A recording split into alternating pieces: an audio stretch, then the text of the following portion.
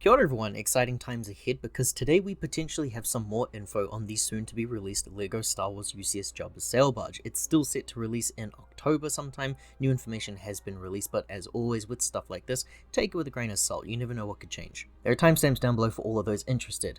I originally talked about this set on the channel back in April. I like to talk about sets like this as early as possible because the common consumer needs a long time in advance to save up for something like this with the current LEGO climate, especially if you want it on day one. October 3rd is still the same release date for this behemoth of a set. There will be a gift with purchase for all those who do want to get this on release day. That gift with purchase is still said to be a buildable model of Luke's lightsaber based on the Return of the Jedi appearance. There are 3,942 pieces in total, retailing for $500 USD, so I'm anticipating for the NZ crowd here around $850. Also worth mentioning here that some of the missing features, like some important characters, they're missing because it's assumed that the recently released Desert Skiff set is a tie-in release, so getting both of those will complete your display and scene, hence the over-designed detailed Sarlacc pit. Initially it was reported that we would be seeing a total of 10 figures here, a decent mix of minifigures and unique molded characters, but now the early reports are stating there are actually 11 figures here total. R2-D2 and C-3PO are still set to be released here, and both figures appear as they have in previous sets. There's nothing new here for these guys. Gamora and Guard is also still listed in the set, and a repeat figure as well. Max Rebo has been listed, but sources are saying it's a little unclear if the figure is brand new or not. I think that figure was perfect the first time round, so hopefully no changes have been made there. Every other figure here is apparently new in one way or another, whether it be a brand new character or a new variant with some special prints. Bib Fortuna, Jabba, Salacious Crumb, and Leia are still listed. The Salacious Crumb figure actually leaked a couple of months ago. I won't be showing that leaked image here, but essentially he looks to be a very similar looking figure from the first time he was released, except his eyes have had the pupils removed. It's a design that I still am not fond of.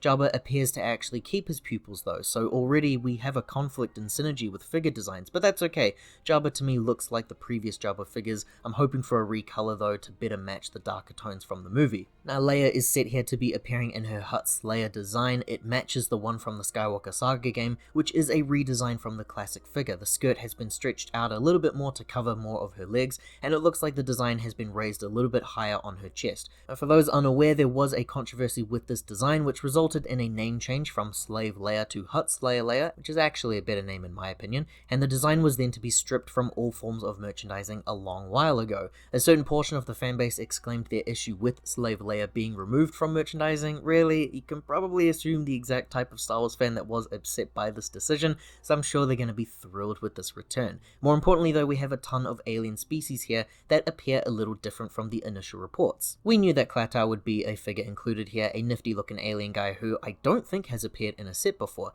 The naming is a little confusing. It says that this is both the name of the guy in the scene but also the name of the species now or something. He appears to have been renamed on the box art to now Woof, W-O-O-O-F. And then two other alien guys have been included here. We have Cathaba and Vizam, and I looked into these species. It looks like this Cathaba guy is someone who would be a lot more appropriately named Woof. It's a cool looking dog guy. He gets wasted in that Sarlacc pit. And then Vizam, a Nikto species, which seems to have appeared in LEGO Star Wars sets before. Actually, both of these guys have, but in my eyes, these figures should have molded heads, especially that dog one, so we'll have to wait and see if LEGO want to supply us with something newer and interesting. And now for the other part I really wanted to cover, apparently we have some information for the interior design. People who somehow saw the set earlier in development a couple years ago made claims that there was no interior, and now people are reporting that there definitely is. My assumption was always that if this was supposed to be one that can be minifig scale and fits with that playset of the Desert Skiff and Sarlacc pit, then surely it would have an interior design. The sail barge appears at 77 centimeters long, and it features a base that's larger than 16 studs. The sail barge is separated into 5 rooms on the inside.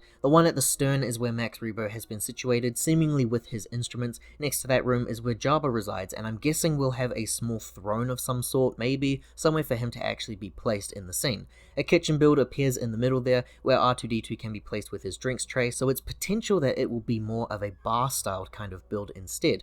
Next to that room is a small guard room where the figures can just chill out, I suppose. And finally, at the bow of the ship is another small rumpus-like room where Cathaba has been placed. It sounds pretty decent enough for me. The original one did have something similar going on the inside. Max Rebo was placed behind Jabba, who was just kind of chucked in the middle of the scene there. And in the other room there was a small jail-looking area, but there was a hangout space there too. There's been no words yet on an upstairs section or what the roof of this thing looks like, I'd really like to see some attention to those levels there, because the other playsets seem to keep it pretty simple for that top layer, and that's fine, but since this is a hefty model that's going to cost upwards of nearly $1,000, I would like to see the shaping more accurately designed. Let me know what you think of this news about the Sail Barge, and if you plan on buying this set come October. Liking this video and subscribing to the channel is greatly appreciated, because it will actually help me in purchasing this set come October myself. If you like this video and you want to see some more, then stick right here on this channel. Thank you for watching everyone, ka kite anō, I hope to see you all next time.